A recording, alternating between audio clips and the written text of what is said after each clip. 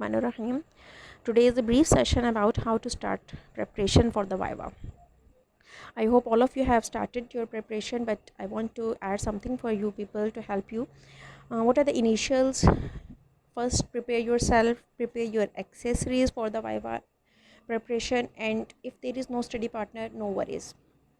You have done a lot in your wards, so go to your wards and take histories. If you find someone antenatal or pre-op patient, it's okay, very good. If you don't find such a patient, you can go to the post of ward and you can take history from them. Okay, offer 5 times prayers, pray to your Allah for your success, and from today onwards, think and behave like a consultant. Very soon you will be a consultant, inshallah. And take your cases the way you will take in the exam. Make your reflexes, write your histories, and narrate them as much as possible. And if you find an opportunity to perform a full case in front of any senior, it is a very golden step for your preparation, so that she can observe your each and every step while taking history. Your time management, okay, your time management, and as well as your way of communication to the patient, your rapport with the patient, and how you examine the patient, and then you narrate everything in front of her, and she will take viva from you. So it is a, I think, a golden step. It is a golden point if you have opportunity like this. So perform general physical examination daily, and please memorize the templates of your histories in Urdu, and phrases of history, how you will narrate the history. Okay, memorize these phrases, so that in the on the day of exam you just add few information in your history templates and you narrate the history easily. Okay, so next, prepare your bag. What kind of bag you must? This bag is not a good bag, so I cross it. And if you can arrange, you must arrange the bag like this, that you can open like a briefcase. Okay, and what things you will bring to the for the exam, all this list is available, and so you can take a screenshot of this, and please arrange all these things before going to take your history, and bring your bag, arrange your for taking history.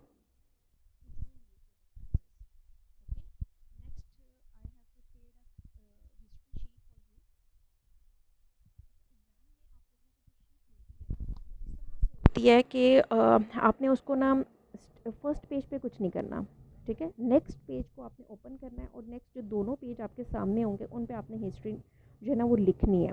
किस तरह से column बनाने हैं ये मैंने आपके सामने दे दिया है कि आपने, जैसे ये रेड है, इसमें आपने रिस्क फैक्टर्स, ये आपने लाइंस लगा लेनी है अपनी, ताकि कोई भी चीज़ आपकी मिस ना हो, ठीक है। रिस्क फैक्टर्स आपने एक कॉर्नर में जो भी आपको मिलते हैं आपने लिखते जाना है। फर्स्ट आपका बायोडाटा ऊपर का होगा, उसके नीचे आपने एक लाइन लगा देनी है, और प्रेजेंटिंग कंप्लेन ज़रूर लिखनी है, ठीक है। बिल्कुल मिस नहीं होनी चाहिए। सबसे इंपॉर्टेंट चीज़ ये है कि आपकी प्रेजेंटिंग कंप्लेन क्या है। एलएमपी जहाँ पर आपने पूछनी है वहीं पर आपने ईडीटी जो है वो कैलकुलेट कर लेनी है, वहीं आपने डीओपी कैलकुलेट कर लेना है, ठीक है। ब्लड ग्रुप आपने बायोडाटा में ही पूछ के लिख लेना है, ठीक है। अगर आप स्टार्ट में सम टाइम नहीं कैलकुलेट करेंगे, हो सकता है आप हिस्ट्री प्रेजेंट करने के लिए चले जाएं और आपने अभी तक ईडीडी और एलएमपी कैलकुलेट ना की हो, ठीक है। सो उसी वक्त कर लें इसको। अच्छा, एचओपीआई के अंदर आपने onset duration, character, severity, associated, aggravating, relieving factor, ये ओडीसी है, जो ओडीसीएस डबल ए आ रही है, ये बेसिकली इसी का फॉर्मूला है, ठीक है। इनको आपने ओवरऑल जो आपकी हिस्ट्री है, कोई भी किसी भी किस्म का डिफरेंट केस आ जाता है, आपने इसी फार्मूला को अप्लाई करके अपनी हिस्ट्री लेनी है। अदरवाइज जो आपकी हिस्ट्री टैम्पलेट्स हैं आपने उनके साथ चलना है, ठीक है। क्वालिटी ऑफ लाइफ, कोई भी हिस्ट्री है, क्वालिटी ऑफ लाइफ आपने ज़रूर ज़रूर ज़रूर आपने लिखना है कि इस पेशेंट की क्वालिटी ऑफ लाइफ इस प्रॉब्लम से कितनी अफेक्ट हो रही है, ठीक है, स्पेशली गायनी के केस में। और इन्वेस्टिगेशंस जो भी उसकी हुई हैं, ट्रीटमेंट एंड इट्स इफ़ेक्ट्स आपने must, this is a part of your HOPI. और उसके बाद फिर अगर ये ऑप्स का केस है तो ट्राइमेस्टर वाइज आपकी हिस्ट्री होगी। जब हम लोग इनको सेपरेटली करेंगे तो फिर डिफ़ाइन करेंगे। अभी मैं सिर्फ बेसिकली आज का पर्पज़ ये था कि आपको मैं ये शीट और इसके कॉलम्स किस तरह से आपने बनाने, कौन कौन सी चीज़ कहाँ लिखनी है, ये मैं बताना चाह रही थी। ठीक है, नेक्स्ट आपका कॉलम है जहाँ पर आपने डिफरेंशियल्स लिखने हैं। लाइक सपोज़ मैंने एक HMB का लिखा है कि पाम कॉइन अगर उसके डिफरेंशियल्स में है तो आपने पाम कॉइन लिख लेना है, ताकि आपको पता चले कि मैंने अपने सारे डिफरेंशियल्स पूरे कर दिए या नहीं किए। ठीक है, फिर 1 बाय 1 आप इसको, अगर इसमें से कोई भी चीज़ पॉजिटिव है तो आप उसको प्लस कर दें। लास्ट आपका कॉलम होना चाहिए जिसमें आपने हॉस्पिटल की हर चीज़ लिखनी है। ठीक है, my pet PCW, what is that, this is monitoring, investigation, physician evaluation, treatment plan given to the patient, current status of the patient. अगर पेशेंट ब्लीडिंग के साथ है तो अब क्या है, पेशेंट डिक्रीज फीटल मूवमेंट्स के साथ है तो अब उसका स्टेटस क्या है, पेशेंट का लाइकर कम था तो अब क्या है, पेशेंट अनकंट्रोल ब्लड प्रेशर के साथ या शुगर लेवल्स के साथ एडमिट हुई है तो अब उसकी चीज़ें कंट्रोल हैं या नहीं है। ठीक है, और इसी तरह से विशेज़ ऑफ द पेशेंट, ये आपका लास्ट पैराग्राफ है। ठीक है, और फिर बाकी आपने सारी जो हिस्ट्री है वो आपने यहाँ पर, कोई भी इसका पॉजिटिव पॉइंट है, ऑब्स्टेट्रिकल हिस्ट्री का आपको पता है कि अच्छी तरह से कि जो ऑप्शा केस है वो आपने स्टार्ट में यहाँ पर अच्छे तरीके से लिखनी है, और बाकी आप जो कोई पॉजिटिव आपको फाइंडिंग मिलती है तो आप उस हिस्ट्री में लिख दें। ठीक है, और ये आपकी फ़र्स्ट शीट है। इसके साथ वाली जो शीट है उसको आपने कैसे फिलअप करना है, उसमें सबसे ऊपर आपने एक लाइन लगा देनी है जिसमें आपने फॉरगेटेबल पॉइंट्स लिखने हैं जो आपको लगता है। अगर मुझे जैसे सपोज़ मुझे स्टेरॉइड्स भूल जाता था अक्सर, मुझे पेशेंट का स्टेरॉइड पूछना भूल जाता था कि क्या उसको वार्ड में स्टेरॉइड लग गया या नहीं लगा। ठीक है, ब्लड ग्रुप भूल जाता है अक्सर लोगों को, BMI भूल जाता है, स्टेरॉइड्स भूल जाते हैं, बेस्ट है ठीक है ना BBST कि blood group, BMI, steroids, transfusion अक्सर लोगों को भूल जाती है। ट्रांसफ्यूजन के साथ हमेशा याद रखना है जब आपने HB लेनी है, मुझे एक बात याद आ गई है तो चलो ये भी बता देते हैं साथ ही कि HB जब आपने पूछनी है तो आपने प्री ट्रांसफ्यूजन और पोस्ट ट्रांसफ्यूजन HB पूछनी है। ठीक है, इस तरह से investigation to be asked before management, ये यहाँ पर भी बल्कि ये नेक्स्ट जो कॉलम है पर्पल, इसमें भी आप इसको लिख सकते हैं, क्योंकि समटाइम जब आप इन्वेस्टिगेशन पूछते हैं तो कुछ एग्जामिनर्स जो हैं वो आपको जैसे वो अल्ट्रासाउंड कहते हैं कि we will discuss it later on. ठीक है, तो जब आपने मैनेजमेंट करनी है तो आपको दोबारा वो अल्ट्रासाउंड उनसे पूछना पड़ता है। ठीक है, तो फिर आपको भूल जाता है कि हाँ ये बात मैंने पूछनी थी, आप डायरेक्ट मैनेजमेंट अपनी स्टार्ट कर देते हैं। तो जो जहाँ आप जब आप इन्वेस्टिगेशंस ले रहे हैं जहाँ पर उन्होंने आपको कहा है कि you will discuss it later on, आपने उसको साथ ही दूसरे कॉलम में लिख लेना है। ठीक है, नीचे अब आपके इन्वेस्टिगेशंस बेसिक, स्पेसिफिक, इंपॉर्टेंट जो मॉनिटरिंग की इन्वेस्टिगेशंस है, अगर कोई फिजिशियन एवेल्युएशन हुई है, डायबिटिक पेशेंट है उसको चेक करवाया था, वो भी आपने पूछना होता है। BP की मॉनिटरिंग हो रही है, BSR मॉनिटरिंग हो रही है, टिकट ट्रीटमेंट यहाँ पर क्या दी जा रही है उसको।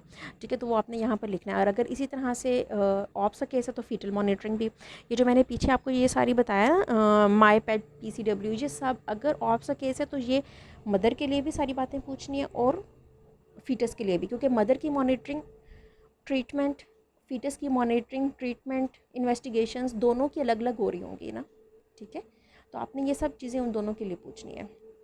ठीक है, अच्छा यहाँ पर आपने पूरा अपने समरी लिखनी है। समरी में आपको बिल्कुल बहुत लंबी चौड़ी बातें बताने की ज़रूरत नहीं होती, नाम की कोई इंपॉर्टेंस नहीं है समरी में, डायरेक्ट एज से स्टार्ट करें क्योंकि एज इज़ वेरी इंपॉर्टेंट। यहाँ पर आपने समरी में वो फैक्टर्स बताने होते हैं जो आपके मैनेजमेंट के लिए इंपॉर्टेंट है, जिनको सामने रखते हुए आपने मैनेजमेंट करनी है। नाम को सामने रखते हुए आपने मैनेजमेंट नहीं करनी। हस्बैंड का क्या नाम है कोई प्रॉब्लम नहीं, लेकिन उसकी एज क्या है बहुत इंपॉर्टेंट फैक्टर है फॉर योर मैनेजमेंट। ठीक है, उसकी पैरिटी क्या है, उसकी फर्टिलिटी विशेज़ क्या होंगे, पैरिटी से ही पता चलेगा ना।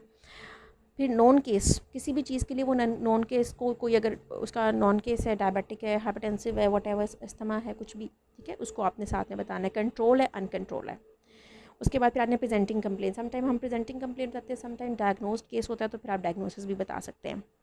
और फिर रेलेवेंट जो भी इंपॉर्टेंट कोई चीज़ अगर हिस्ट्री की है कि उसने मेडिकल ट्रीटमेंट लिया है, वो नहीं चाह रही, उसकी विशेज़ क्या थी, और कोई भी जो भी इंपॉर्टेंट, या ट्रांसफ्यूजन उसकी हो चुकी है या बिल्डअप हो चुकी है HB या वट एवर, कोई भी जो भी आपको इंपॉर्टेंट पॉइंट हिस्ट्री का रेलेवेंट लगता है उससे, वो आप यहाँ पर मेंशन करेंगे। स्पेसिफिक एग्जामिनेशन मेंशन करेंगे, पूरा BP ऊपर से लेके नीचे तक नहीं बताना। जो पॉजिटिव फाइंडिंग है, पैलर मिला है वो बता दें। ठीक है, जॉन्डिस मिला है वो बता दें, हाई ब्लड प्रेशर मिला है वो बता दें। ठीक है, और इसी तरह से अगर अब्डोमिनल एग्जामिनेशन भी बहुत कंप्लीट बताने की ज़रूरत नहीं है, उसमें जो चीज़ क्रॉसपॉन्डिंग टू द डेट्स है तो ठीक है, केफालिक प्रेजेंटेशन है, क्रॉसपॉन्डिंग टू द डेट्स है, फीटस अलाइव है, हार्ट रेट उसका इतना सफिशेंट है, बहुत ज़्यादा डिटेल में वो भी बताने की ज़रूरत नहीं है। पॉजिटिव इन्वेस्टिगेशन, जहाँ जहाँ आपको HB अगर कम दिया तो वो बता दें, BC पॉजिटिव दिया वो बता दें, यूरिन में कोई प्रॉब्लम किसी भी जगह पे अल्ट्रासाउंड की कोई फाइंडिंग बताइए वो बता दें, जो चीज़ पॉजिटिव फाइंडिंग्स है वो अपने समरी में यहाँ पर लिख देनी है अपनी, ठीक है। और उसके बाद फिर लास्ट प्लान आपने थोड़ा सा अपना यूँ मेंशन कर देना, जैसे मैंने लिखा है CMT। CMT क्या है? Counselling multi disciplinary team treatment. Treatment में क्या है? GMC। जनरल ट्रीटमेंट क्या होगी? जैसे मैं उसको डाइट काउंसल करूँगी, एक्सरसाइज बताऊँगी, उसको जो मैं लाइफस्टाइल मॉडिफिकेशंस कहूँगी, ठीक है, उसको मैं मेडिकल ट्रीटमेंट में मेरे क्या स्टेप्स होंगे, या मैंने देनी भी है या नहीं देनी, ठीक है। सर्जिकल ट्रीटमेंट, सर्जरी करनी है नहीं करनी, मतलब ये मैंने ओवरऑल एक लिखा है, इसमें जो भी आपका पर्टिकुलर टू द केस है वो आपने फिर मेंशन कर देना यहाँ पर। लास्ट में फिर बेबी, अगर तो ऑप्सा केस है तो BBC आपने ज़रूर मेंशन कर देना है कि बेबी की केयर बताऊँगी, उसको ब्रेस्ट फीडिंग का कहूँगी, कॉन्ट्रासेप्शन, बस फिनिश, ठीक है। बाकी आपको सबको पता है कि 60 मिनट्स का हमारा केस होता है। 60 में से आपने 10 मिनट्स अपनी हिस्ट्री देनी है, 10 मिनट्स एग्जामिनेशन करना है, 5 मिनट्स आपने इन्वेस्टिगेशन पूछने है, और 5 मिनट्स में आपने अपने आप को समराइज़ करना है, अपने आप को मतलब कंपोज करना है, ठीक है। और फिर आपने जब नरेट करनी है हिस्ट्री तो 7-8 मिनट्स में, 7 मिनट्स में आपने नरेट करनी है। आपने अपनी प्रैक्टिस 7 मिनट्स की रखनी है, 7 to 8, इससे ज़्यादा टाइम नहीं, ठीक है। उसके बाद फिर आपने 10 मिनट्स एक 10 to 12 मिनट्स एक एग्जामिनर के पास आपका वाइवा होगा, और 10 मिनट्स फिर आपका दूसरे एग्जामिनर के पास वाइवा होगा, ठीक है। तो इसी तरह से आपने अपने केस को प्रिपेयर करना है। मेरी रिक्वेस्ट यही है कि आप लोग अपनी चीज़ों को प्रिपेयर करके लेके जाएं, अपने उस बैग को साथ लेके जाया करें, शीट्स को इसी तरह से अरेंज करके, जो भी ये पैटर्न मेरा फॉलो करना है वेल एंड गुड, नहीं करना आप लोग कोई और पैटर्न फॉलो करना चाहते हैं उसको फॉलो करें, लेकिन उसी तरीके से करें। क्लिप बोर्ड ज़रूर लेके जाएं, अभी भी लेके जाएं। BMI चार्ट अपना साथ रखें, डेट्स का एक बना लें, इस्लामिक कैलेंडर और हर तरह की जो डेट्स का एक होता है ना चार्ट, वो भी बना लें, और ये 2-3 चीज़ें अपने साथ रोज़ाना लेकर जाया करें। अपनी शीट्स लेकर जाएं, सब चीज़ें लेके जाएं, ताकि आपको वहाँ पर आप रिफ्लेक्सली काम करें, ठीक है। ये मेरी आप लोगों को एडवाइस है। अल्लाह ताला आप सब लोगों को कामयाब करे। जज़ाकिल्लाह।